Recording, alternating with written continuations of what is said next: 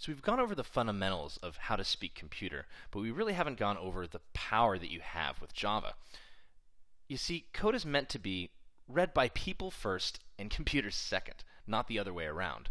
And what Java has as an object-oriented programming language is the ability to encapsulate ideas to help us know where to put code and what it does. So let's go over what that encapsulated thing really means as our first intro into object-oriented programming. Okay, so here I have a class, joke.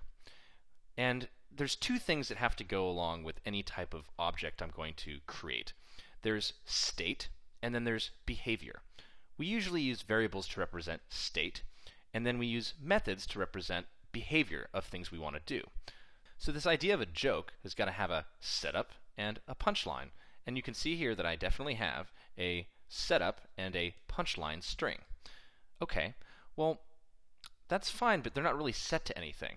I'm going to need to actually create some behavior to actually store those setups and punchline pieces inside of this object, and then also get them out. So let's say I create a constructor for joke, and watch what I name this, because it's very important. I'm going to call it a joke setup, and then a joke punchline. This is a really important thing to remember, is that we don't know what's going to be passed in here. It could be a setup for one object, or it could be the setup for a second object, or even a third. So I could just say that joke setup is equal to a joke setup. Well, that's fine, but let me show you something a little bit more clear. What would happen if I were to name this just joke setup? If I now type joke setup, are we referring to the one that was just passed in, or are we referring to the one that we have with our particular instantiation?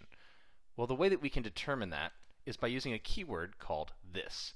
This is going to refer to our particular object instantiation. Remember that this isn't an actual object yet. It's just a blueprint for making one. But when we're actually created and instantiated, we need a way to refer to ourselves. So by saying this joke setup equals joke setup, I can differentiate between the difference of the one that comes along for my particular object and the one that was just passed in. So let me go ahead and finish this up and say our joke punchline is equal to a joke punchline. Great. Now, if I were to go outside of our activity and actually create a new joke, let's say joke j is equal to new joke. And then I'm going to have to now put into my constructor the two setup and punchlines. So I wondered why the baseball was getting bigger as our joke setup. Then it hit me is the punchline. So I zoom out here.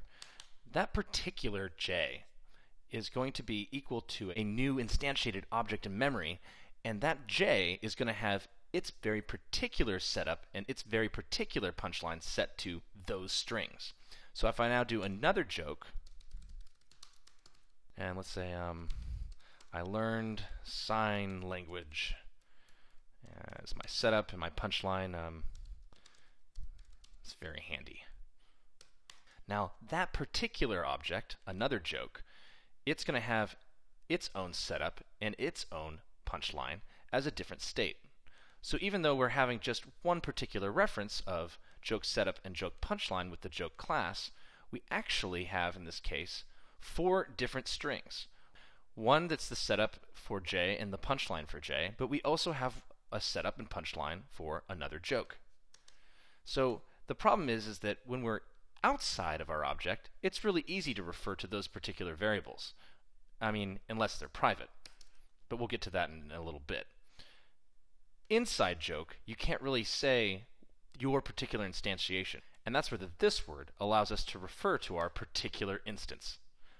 So being able to describe state and behavior inside of a class is what is going to allow you to write code that you can then reuse later in a very human-friendly, readable way about its purpose and use.